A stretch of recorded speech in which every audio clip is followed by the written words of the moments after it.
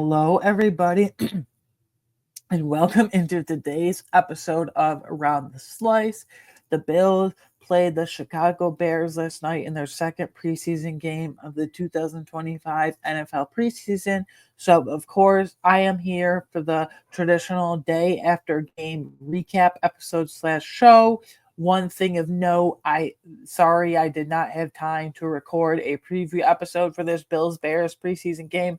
I just had a busy weekend, went on a big day trip Friday, and then was kind of like resting after that Saturday and spending some time with my family and Sunday into Sunday. So unfortunately, I couldn't find time for that. So again, my apologies. Sorry about that. But we're back in the saddle, if you will, today for the recap show. So without further ado, let's just get into it. Unfortunately, the Buffalo Bills are now 0-2 in the 2025 NFL preseason up to this point because they got dragged through the mud. They lost big time, got shut out by the Chicago Bears last night, 38-0, 38-0, whatever way you want to spin it. It was terrible. And yes, score doesn't matter in the preseason. Does it matter in the preseason that you're 0-2, excuse me, up to this point? No, it does not. But you would like to see some encouraging signs. And it doesn't matter necessarily that we lost 38-0 last night to the Bears, but it does matter that it was just gross all around. There were very, very, very, in all caps, couple of bright spots here and there last night. It was just all around a gross performance from everyone involved. So my stock report. First stock up. I'm not going to bury the lead here. We're going to get this right out of the way. QB2 battle's over, folks. It's done. Pack it up. Mike White looked terrible last night. I'm sorry. If you want his actual stats, fine. Here they are. Mike White went 4 of 11, which equates to 36%, which is terrible. And 54 passing yards, no touchdowns, no interceptions or fumbles. Mitch Trubisky, this is how horrible Mike White looked. Mitch Trubisky, if he hadn't taken a single snap and they gave the whole second half to Shane Buechele instead, I would still say this QB2 battle's over just because at the end of the day, Mike White looked terrible. But Trubisky did play, and just for the sake of putting it out there, Trubisky's stats were 7 of 13, 54%, 55 yards. Who cares, though? If I didn't see a single snap from Trubisky, I wouldn't give a flying you-know-what about it because Mike White just looked terrible. I mean, the QB2 battle's well over, folks. Like, this was Mike White's time to shine, and unfortunately, he did it. I thought last week, and I know this is an unpopular opinion, everyone says, look at the tape. Trubisky looked a bit better. I'm kind of the opposite, where Mike White just looked a tad better. Neither was spectacular or anything last week versus the Giants. I thought Mike White just looked a tad better, and he could really pull away. I was hoping this QB2 battle, but the pendulum shifted so far the other way, Will, to Trubisky, where I think Trubisky's head and shoulders above Mike White. I mean, Mike White's just so rough to watch. Like, overthrowing receivers left and right, getting sacked left and right, holding the ball on ball the whole night, too long left and right. Excuse me. So yeah, encouraging though. Unfortunately, he fumbled right as he was getting going, but running back Frank Gore Jr. on the ground, he had 8 carries for 51 yards because of the injury to Darrington Evans, the hamstring injury, which usually is a pain in the you-know-what to come back from, that he sustained in the joint practice. First of all, the joint practice clearly helped the Bills more on Friday than this stupid game did, and they clearly put way more stock into it, Sean McDermott and his staff, as they should. But Darrington Evans will be out for a while with a hamstring injury, so Frank Gore Jr. is really pulled away in this practice squad RB race. He's not going to make the roster because that's Cook, Davis, and Johnson respectively. But Frank Gore Jr., 8 carries for 51 yards. But I continue to be impressed with excuse me. I continue to be impressed. There you go. Sorry about that. I continue to be impressed with his receiving ability out of the backfield. 4 receptions for 30 yards. Of course, he did have a fumble, and that was Bill's best chance to score on the night, basically. But I think he's head and shoulders above Darrington Evans, not only because of the injury. I just think even last week he played way better than Evans for that practice squad RB spot. So, yeah. And then we have the talk of the town right now, if you will. In essence, the talk of the town, wide receiver Tyrell Shavers. He had 2 receptions for 29 yards, and he would have had another huge monster gain because it went like this. His release off the line in this one play was beautiful. he had more than one step. He had like 2 or 3 good steps on his defender. He twisted the D-back. He twisted the defensive back up, literally twisted him up right off the line. His release package was excellent. He was wide open, streaking down the sideline for what would have been a touchdown, catch and run touchdown. And what happened? Mike White overthrows him. Story of Mike White in the night, guys. Like Tyrell Shavers, instead of 2 catches for 29 yards, he would have had like 3 catches for like 60, 55, 60 yards and a touchdown. Like Tyrell Shavers, like his release package was beautiful. His footwork was beautiful. His ability to twist up the defensive back on the play and get easy separation and continue his release all the way down the sideline for what would have been a easy catch and run touchdown. Then, yeah, I'm just so impressed with Tyrell Shavers. I'll when we get to the key roster battles, I'm just gonna put it like this: foreshadow and tease, if you will. This I'm gonna have a very, very, very bold prediction. It's gonna raise some eyebrows for sure. Defensive back Jordan Hancock, unfortunately, he got injured. We'll get to the specifics of that in a minute after the sack report, technically. But Jordan Hancock, 8 tackles for 1 tackle for loss. It seems like obviously he can play outside corner in a pinch, high-end special teamer, nick corner, but mainly safety. And I say mainly safety because it seems like he's settled in very nicely at safety at this point. Maybe he's that 3rd or 4th safety. Maybe he's that dime linebacker on some plays because the whole first half last night versus the Bears, he played exclusively safety. After the first couple drives of Cole Bishop and DeMar Hamlin, it was Jordan Hancock. So this is how his split staffs worked out. Whole first half, he played safety. To start the second half before getting injured, he played exclusively slot corner, but I think his safety reps personally from depth at the safety position are much smoother, much more of a smoother and streamlined projection, if you will, than his reps at slot corner. He can actually be a decent slot corner still, like a younger, more athletic Cam Lewis type, but I think he's going to find his home at safety, at least for the first year or 2 of his career, and then we'll revisit it. But unfortunately, he got injured, but I think this is going to be a really good chess piece for this defense. You have a lot of different chess pieces. Taron Johnson, do it all. Cam Lewis, do it all as a depth piece. And then Jordan Hancock, do it all as a depth piece. And high-end special teamer, most likely.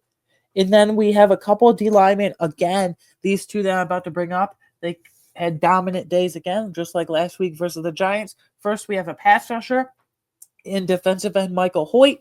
4 tackles, a sack, a tackle for loss, and a QB hat in the night. I mean, he filled up the box score. It's going to be very interesting. Obviously, we know how the defensive end rotation will shake out when he's suspended. It will most obviously Greg Rousseau on the left side starting, and then the opposite, it will be a mix of Joey Bosa, AJ Amendola, and maybe not Landon Jackson if he can improve for once and impress. But once Michael Hoyt comes back, you're going to have to cut someone. Are you going to cut Javon Solomon? It's probably unlikely, but I think Michael Hoyt is a nice little underrated free agent pickup that is flying under the radar a lot for a lot of people, and I'm really impressed with what I saw. So this is going to be I don't know if you have any superstars. Actually, I know for a fact you don't have any game records on the edge, but between once Hoyt comes back, between Hoyt, Bosa, Jackson, Epinesa, Rousseau, Solomon, special teams, high-end special teamer, what have you, then yeah, we're cooking now. Defensive tackle Deone Walker. 2 tackles, but he almost forced a fumble, except it wasn't a fumble because they're, the whole Tyson Bagent's hand going forward, which that's the right call. I saw it live. It was going forward. But Deone Walker, his thing is run defense, because he's 6'7", 340 pounds. Effing right, you better be good at run defense at that size. But he showed some great penetration over the last 2 weeks that I for sure was not expecting out of him, and some great pass rush ability. I think the second team, the first team is obviously Ed Oliver and Daquan Jones, and the second team is looking like TJ Sanders and Deone Walker. And Deone Walker, mammoth of a man. I'm going to have a very, very bold prediction. It's definitely, even more than the wide receiver take, going to raise some eyebrows later on with key position battles. So there's that tease, as they say. Punter Brad Robbins. Aiden, who cares about blah, blah, blah?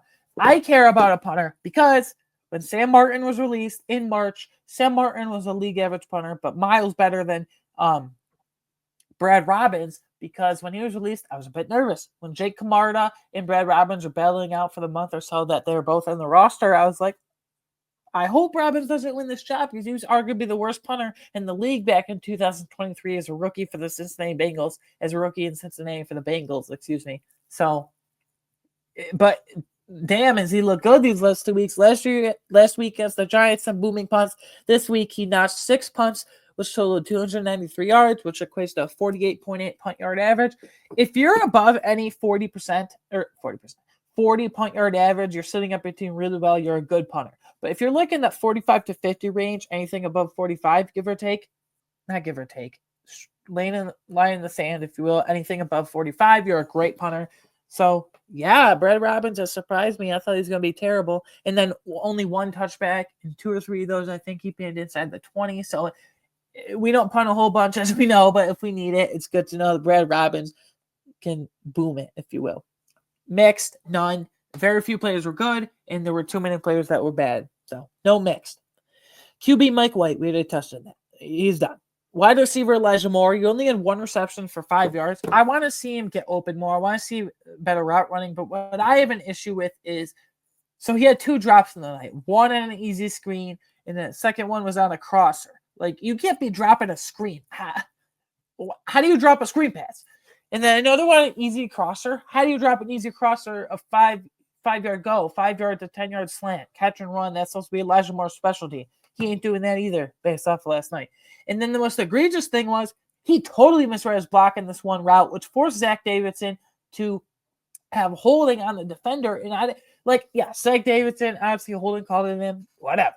But I don't blame him entirely because Elijah Moore totally misread his block, and it forced Davidson to reroute and hold. And he ran the wrong route, plain and simple. So 2 drops, ran the wrong route, misreading your block. Is he going to make this team? I don't know. So I want to see more. Linebacker Joe Andreessen, Buffalo Joe. They just went into on Hard Knocks. I love Buffalo Joe as much as the next guy, but he had 5 tackles a night. That's not a problem.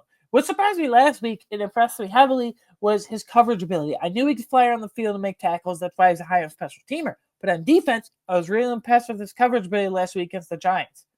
Last night, this week, horrible. He got multiple balls flopped over his head, gave up multiple first downs, and unfortunately gave up a touchdown. I mean, he was just deplorable in coverage. I hope we don't see him on defense this year because that means one of Charles Bernard, Matt Milano, and or Dorian Williams is that third linebacker got injured. I hope he's just a high-end special teamer, but he was awful in coverage last night. And then corner Dane Jackson, 2 tackles. I've been saying this for goddamn 3 years now. I'm sorry to swear and get all huffy and puffy about it, but I've saying this for 3 years now. Go back to any of my podcasts from 2022, especially any of my podcasts from 2023 before he signed with the Panthers in 24 last year. The common theme with Dane Jackson is he gets balls left in his head all the time, and he's not athletic, and he just was giving up completions left and right last night, and that reared its ugly head, if you will. So, yeah. And then a couple of safeties, DeMar Hamlin and Cole Bishop. Hamlin only had 2 tackles. Bishop had 1. I don't know whose assignment was whose, but Hamlin, it really showed his slow athleticism, if you will.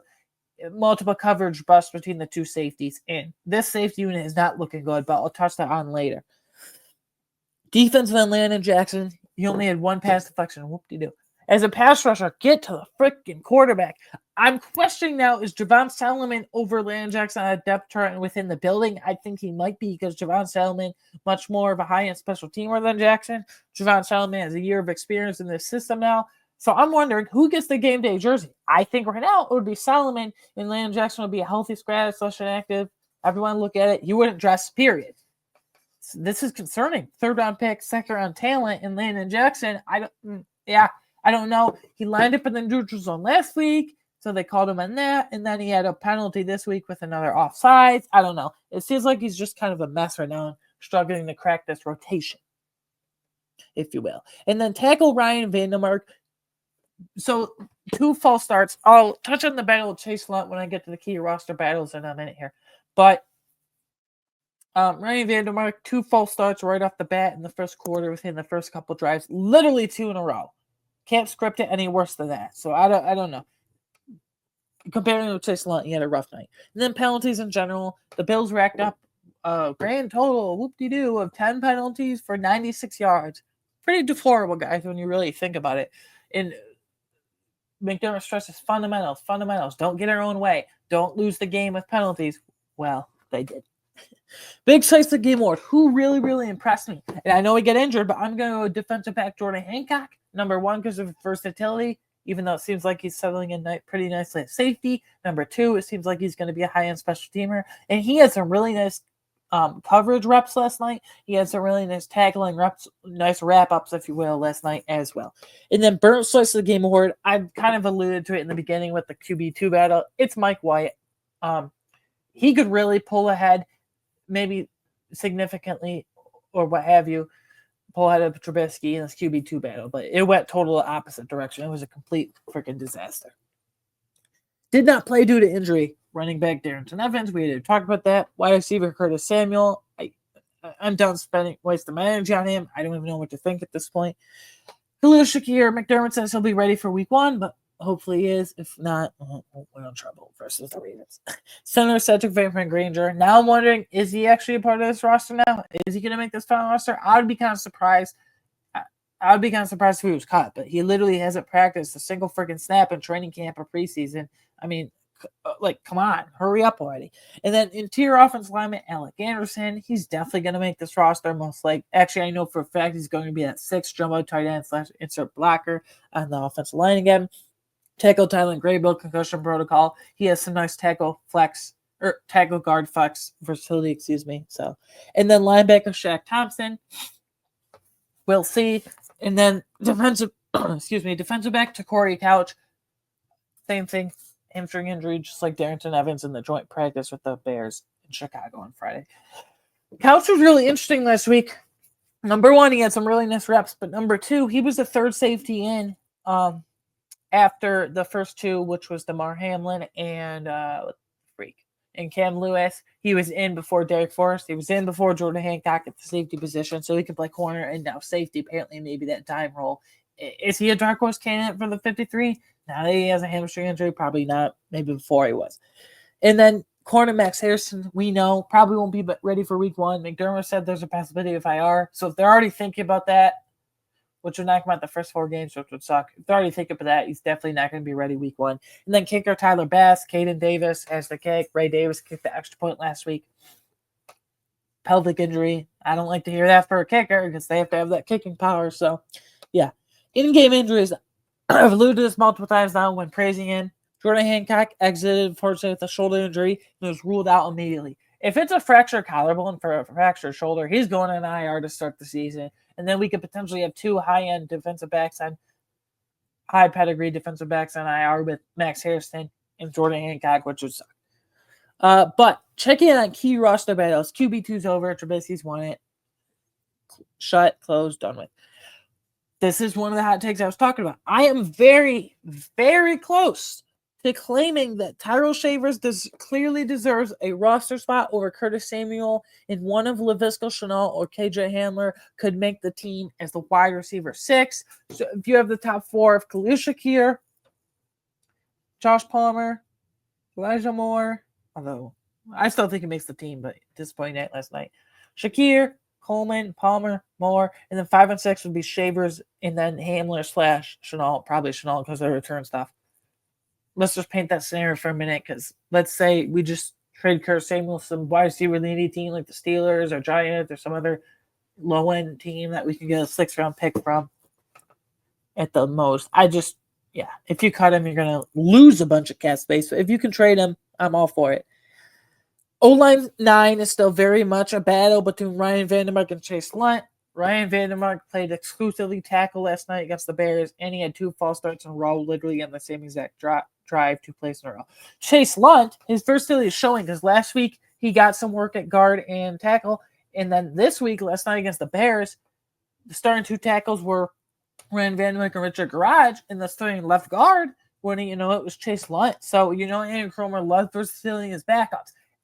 Everyone can play tackle and guard, or everyone can play center or guard, or vice versa. And it looks like Chase Lunt is getting a crack at both tackle and guard. If he keeps showing that versatility, and if Ryan Vandermark keeps struggling with penalties and stuff, Chase Lunt is going to make this roster as a rookie over the more experienced guy in the system in Vandermark. Okay, this was the spicy take that I said might raise a bunch of eyebrows. Actually, I know it will, not might. I'm very close to feeling comfortable personally with moving on from Daquan Jones before cutdown day because of the high-end play and dominant play of Deon Walker over the last 2 weeks. Deon Walker looks like a high-end run stuffer, but Deon Walker is showing a lot more penetration skills and a lot more pass rush versatility, if you will, and skills, if you will, than I would have ever hoped and imagined right off the bat.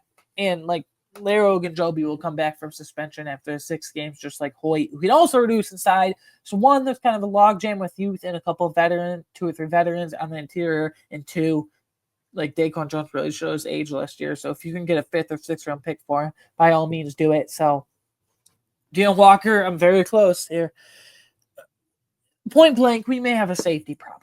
Cole Bishop looked really rough last night. DeMar Hamlin's not even a preferred starter, but even then he looked rough last night. Taylor Rapp is what he is. And Derek Forrest, we ain't hearing a peep from in training camp. And to Corey Couch, who had a promising game last week, had a promising training camp by all accounts, injured now. I bring him Justin Simmons. I have the 2 starting safeties. Taylor Rapp and Justin Simmons. That's just my personal opinion, but I'm not inside the building, so what do I know? Anyways, guys, that's our Bills recap. I will be back for you this Friday, August 22nd, to preview our final preseason game of the year, which is Bills Buccaneers. And then we have a final roster projection, and then we're in actual regular season mode. So you can follow me personally on Twitter at AWeingartner13. You can follow the show on Twitter at Around Slice. You can, of course, listen to this podcast on YouTube, Apple, Spotify, or wherever you get your favorite podcasts. And please follow me wrong for the last preseason game, as that preview will be coming out on Friday, April 22nd. As always, please like and subscribe. Share this podcast and episode with everyone you know. Share it with all your friends. That would be very much appreciated. Thank you for the support as always. This season is going to be awesome. I will see you next time. Bye.